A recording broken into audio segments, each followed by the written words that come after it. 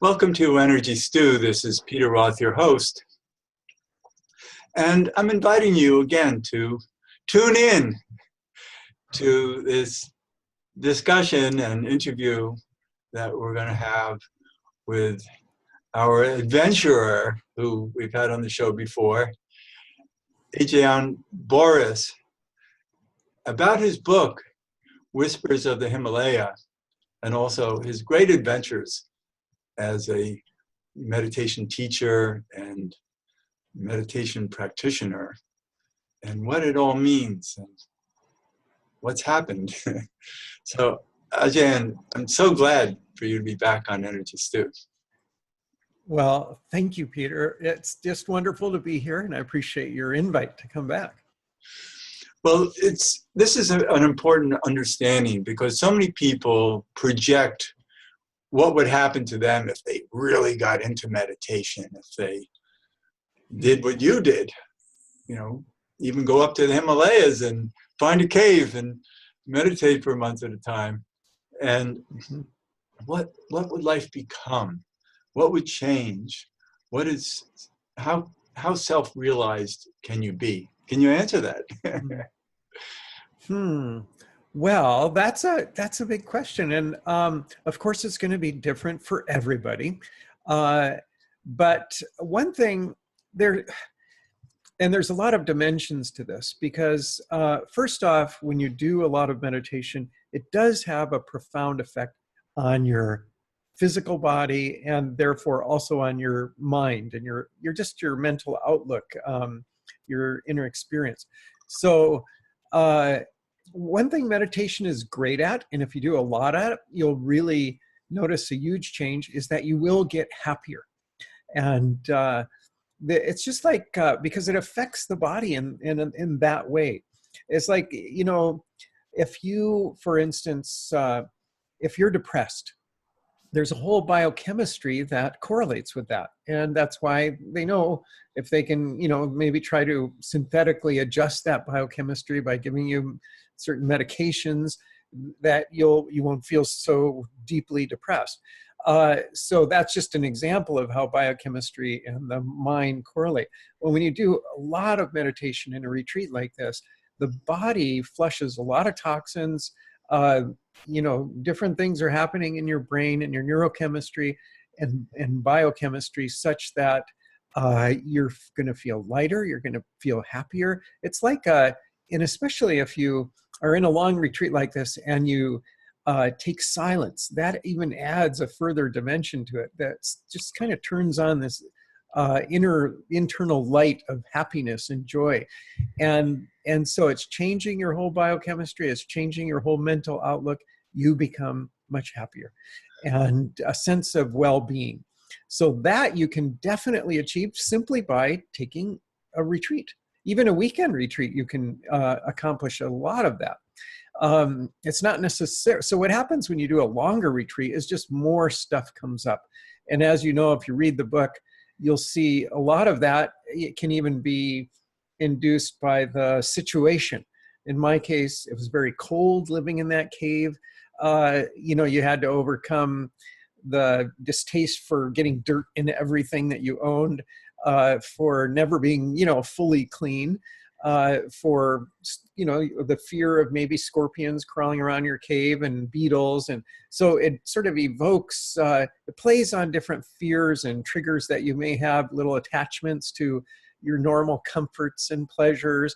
All this starts to come up and be purged in this situation where you're intent on just going deep within and experiencing and merging in your source, So, and how much of that merging takes place and how thoroughly you imbibe that and integrate that so that when you come out from your cave and finish your retreat, is really going to be, an individual matter. And all you can say for sure is that there will be an effect, and it will be a good effect. And it may take you years to really integrate everything that you get from a big retreat like that. So I can say that when I came out of there, I was was really transformed, and in a lot of ways, and yet a lot of integration still remained to take place and is still taking place to this day. And we talked about that a little bit That's life. in our last interview. Yeah, it's life, and there's no shortcut to wisdom. And you can get clear, you can get deep, you can get joyful, you can open your chakras and feel more love. But that wisdom also, it requires living and experience in the world, and that definitely takes time. And what we have to accept is that we're all different. The fact that you could even do this in the first place is unusual. Most people can't imagine putting themselves through what you did, and even being able to sit in that lotus position for a dozen hours at a time, perhaps. And it's wonderful that you could achieve such blissful states. And and I guess there are a lot of people who can eventually become that way, but we're not all designed the same way, and we all have our different ways of experiencing life. And so totally. Yes, and well, you've taught so many thousands of people over the years about meditation, and you've seen so many different personalities handle it. Yeah, and the other thing is, I also am a student of the Enneagram. If you know what that is, Sure. It's a way of looking at the personality. And of course, there are different Enneagram types, and this means different sort of types of personality, what motivates you, how you see the world, and so on. And I'm a 5 on the Enneagram. The 5 is the observer. The 5 is the guy who would be in the cave if anybody would. So not everybody, the 5, of course, so it's going to be much harder for some of the other Enneatypes to even contemplate that idea. But everybody can benefit from meditation, and everybody therefore can benefit from retreats. But like I say, for most people, that will look more like a weekend, a 3 or 4 day retreat. It can really produce profound effects. And so this was just a giant, my Whispers of the Himalayas, that was a giant version of a weekend retreat. It was a 2-month retreat, But you had so many profound experiences that makes the book so enjoyable to read, because you can really be with you, going through all of the stressful situations that you had to put yourself through. And then there are some realizations, some opportunities. I love the opportunity at the end of the book where you went to the mouth of the Ganga River and wanted to actually touch the very beginning of it and the ice that flows out of, and you weren't really prepared for the walk home, and not at all. What happened to you? But what I loved was the resolution to it. Well, you're bringing up a great story. Actually, it was interesting. Here I'd come from the southern tip of India. I was living in Kerala at the time, which is in the opposite end of the country. So I actually traveled by second-class train, and second-class train in India, it can be pretty rough. I mean, there are no cushion on the seats, just a wood bench. And I did that. It was a three-day plus train ride, plus then a long bus journey of several bus journeys to get up to this source of the Ganga. And then I spent those 2 months in the cave. Well, I wanted to complete that by actually getting to the very source of the Ganga, which is a glacier about 18 kilometers up from, about 20 kilometers actually from my cave, further up the mountains, into the mountains. And so I made that trek. I was going to do it round trip in 1 day. And I got up to the glacier, and it's just another world up there. It's all ice and barren, windy tundra type with snow and ice. Anyway, so I got up there, and I decided I have to touch that glacier, and so there was a fellow with me, and I thought, oh, this would make a great photo opportunity. I could go. There was there's a cave that the Ganga's flowing out of at the base of the glacier. And at the base of that cave, there was some piles of ice. And I didn't think about how those piles of ice got there. I just thought, oh, I could walk out on those piles of ice and be right in the mouth of this cave. What a great shot that would be. So I started heading for it, and the guy had his camera. And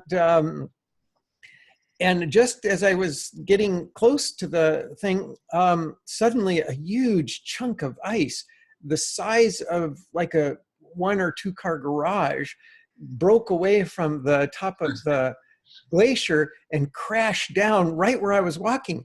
And I realized, oh, that's how that ice walk got there from these crashing, huge mountains of ice. Right, and you could have been under it.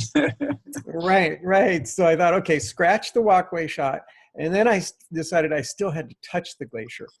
And so I just very gingerly made my way up to the glacier and touched it. And that seemed like quite an achievement. And the guy with the camera thought I was absolutely insane, but I still lived, so that was okay. And there's a picture in your book from that journey. But what I was amazed at was what happened on the way back. That you had to get home because it was so cold and you weren't prepared for the elements.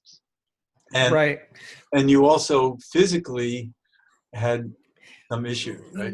Yeah, I had not. This was basically a 26-mile hike going up 3,000 feet and 13 miles up and 13 miles back. That's what it amounted to, all in one day.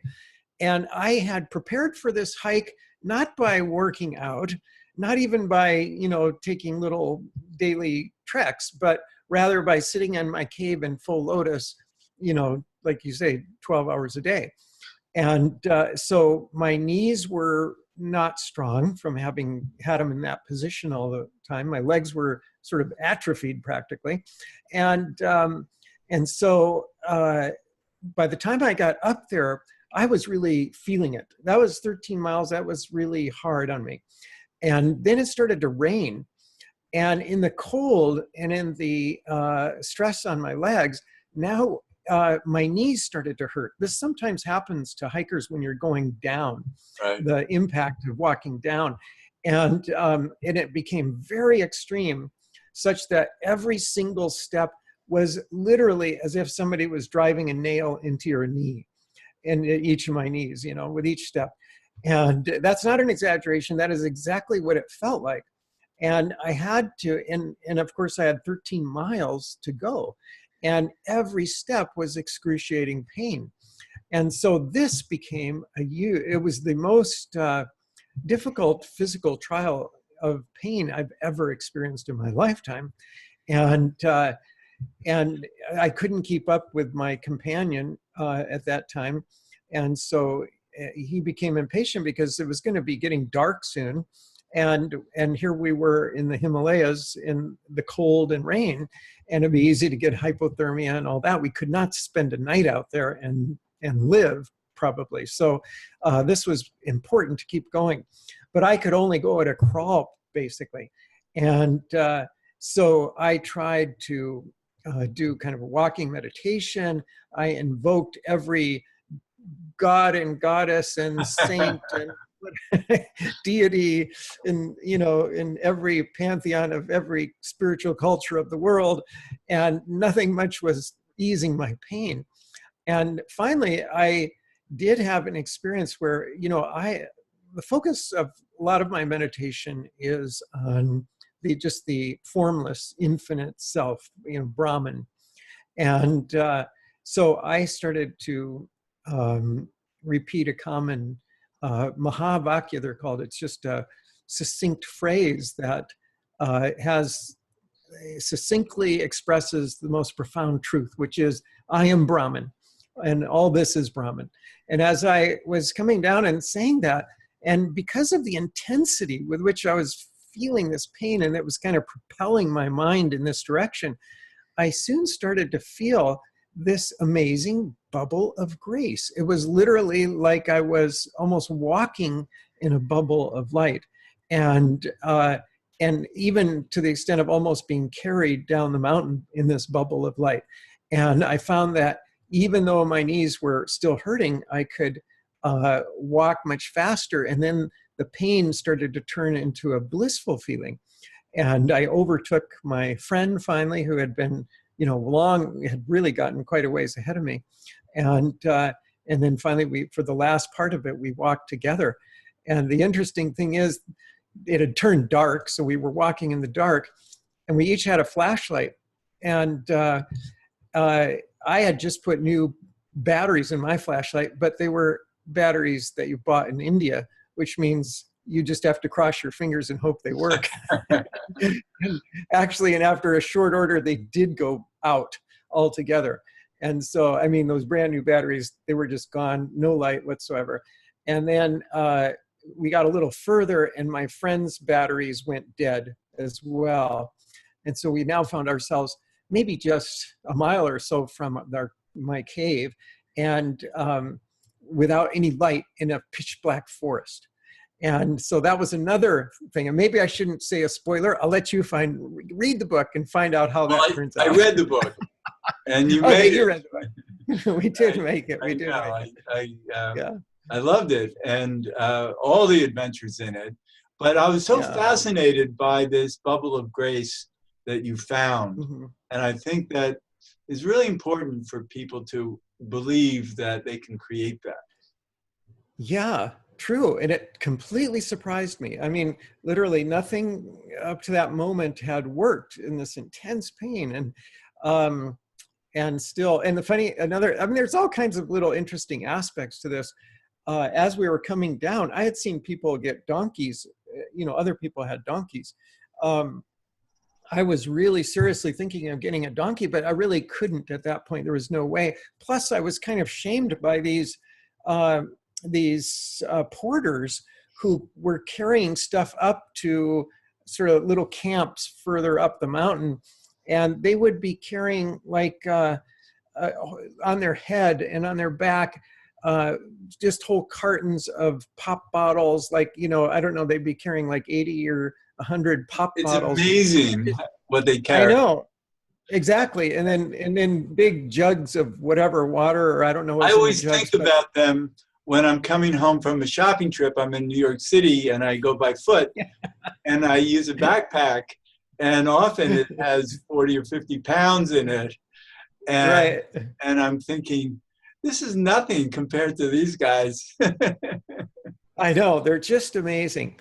I know, I was, like I say in the book, it seemed to me they must have been yogis in a past life who had developed some incredible cities, yogic powers, and maybe misused them, and now they had to just carry these things up and down, In any case, I couldn't ask for a donkey when I was seeing these kind of feats in front of me. So it was just, there's so many dimensions to the whole experience. And like you say, there was a lot of adventure. But I think what's important about the book is to understand a spiritual path and what it entails. And that it entails challenging ourselves, being challenged by it, being challenged by life in ways that we're all different. We all will take on different strategies and perhaps successes or not, but that there is divine grace. And the more that we can follow that and live in that, the more it reveals itself to us. Mm-hmm. You had a lot of magic happen to you on this trip. And I'm sure all of your life you've seen magic work, serendipity and synchronicity in ways that you can't explain other than it's grace. Totally. Yeah, like you say, in the book, there's a lot of magic in terms of the kind of revelations, and those were the whispers of the Himalayas. Those are the essence of the book for me. But I'll tell you another little story when you talk about magic that kind of blew my mind, honestly. There was a point in the time that I spent in the cave where I had some food in my cave. Most of the time I didn't have any food, but there was part of it where I was storing some food. And but not that you didn't eat during that period. You would go to the local hamlet. Right. I got a free meal every day. So I had one meal a day basically. And then after a while, I found I needed a little more. So I took a snack in addition to that. But at another point in the whole thing, I had some food in my cave and it was causing something to get in my cave, and the food was in a bucket. And something would rustle around in the bucket. And I I didn't know remember what this that was. story. It's great. Yeah. Yeah, and I thought, okay, this has got to stop. It's keeping me awake and stuff. So I got to make clear this, whoever this is not welcome. So I had this bamboo walking stick, and I went over to the bucket with my flashlight, and in the middle of the night, and I whapped the side of the bucket, just to give whatever was in there a good scare, so it would not keep doing this. And so out of the top of the bucket crawls this sort of, I don't know if it was a rat or a mouse or what. It wasn't that big, so I don't think it was. I think it was a large mouse, basically. And it crawled out, and then it crawled down, and it was on the floor, and it seemed a little stunned and uncertain. And of course, if I had been wanting to, I could have walloped it, but I didn't want to hurt it. I just had wanted to kind of, let it get the message it wasn't too welcome. And so it crawled across the floor of the cave, and when it got right in front of me, it crawled towards me on top of this rock. And it was on top of the rock, and it looked up at me with its unblinking eyes. And then it put its front paws together, and I swear, bowed down. And then it came back up, and it looked at me again for a few moments, and then it crawled off the rock and crawled into a crevice in the side of the cave. And I just, that sounds fantastical. I mean, it sounds like I'm got to be making this up. I did not make this up. I am sure there was no circus trainer in the Himalayas training this mouse. This mouse was a miracle. And it showed me that, every being there has, has a sanctity. And from that point on, I never again complained about my nighttime forager in my bucket. He Right. kept coming, and he was welcome. Right. You knew it was a fellow spiritual traveler. Exactly. And, it's hard to even make sense of. Again, it recalls the whole idea of reincarnation. It was this some yogi that took some misstep and ended up being a mouse, and now he's a very sacred mouse. I have no idea. All I know is what I just described really happened. I'm not making it up. And it was a magical journey in so many ways. Right. And that's why this book is so fascinating.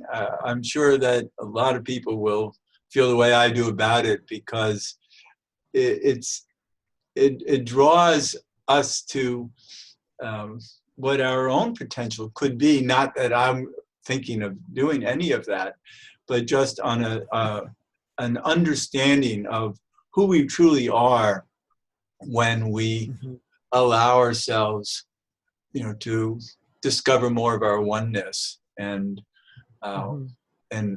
self-realization that it's a discovery path that many of us are on in different ways.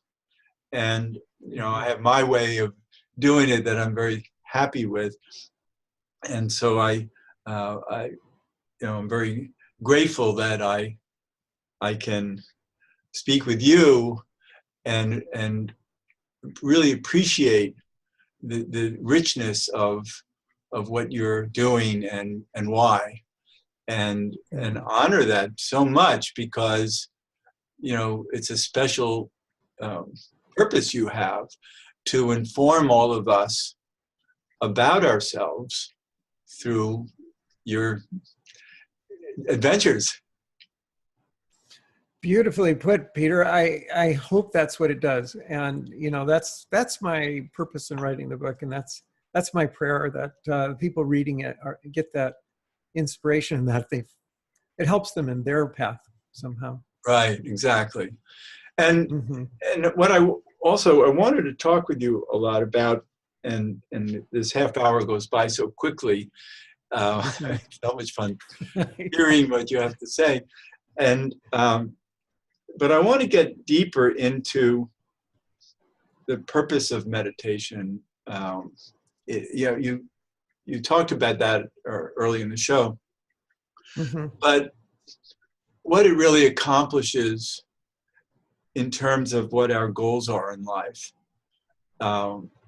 in terms of purpose. Certainly, I love that meditation brings peace and clarity to our bodies and minds, our spirit. Right. And Mm-hmm. yet, as we also talked about, everybody is different. And the way that we use that has to align with that deeper purpose of why we've come here to follow the path that we're each following differently. Mm-hmm. Right.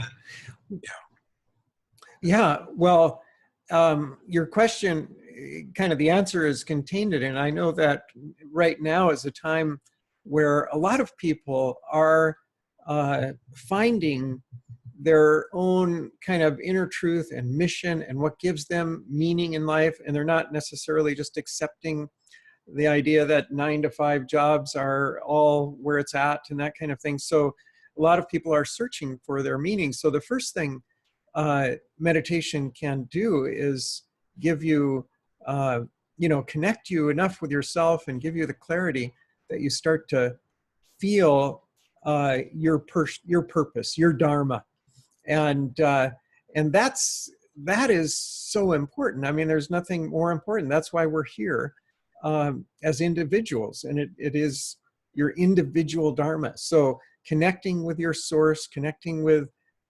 spirit, with the higher self, and then bringing that out in your life, your unique life, and giving it a unique expression. well, we can also talk about it related, for instance, to the Enneagram and what Mm-hmm. you know about that. I work with the human design system. I work with destiny cards. So I'm Mm-hmm. very interested in who we're born to be and how that plays out in our lives and what we can expect of ourselves because of that. So the different numbers in the Enneagram can help people know more about what to expect of themselves. Yes, true. Yeah, And maybe exactly. we can talk in the future about how to connect that with the meditative journey. Mm-hmm. Yeah, I would like to give that some thought. I've not heard the question put quite that way. So, but it's a very stimulating, idea. Oh, good. So And we're getting we right may to have. the end of the show right now. So Ajayan Borys and your book, Whispers of the Himalaya, and Mm-hmm. people can find you at ajayan.com, ajayan.com, correct? Right. Exactly. Yeah. Yes, and the book is on Amazon, of course. And thank you, Peter. It's always a delight talking to you. And so I hope we get together and talk again. I hope so too. And this is Peter Roth, your host of Energy Stew at prn.fm. I can be reached at peter@heartriver, HEART river.org, or 212-222-7748. I'd love to hear from you, and thanks so much for listening.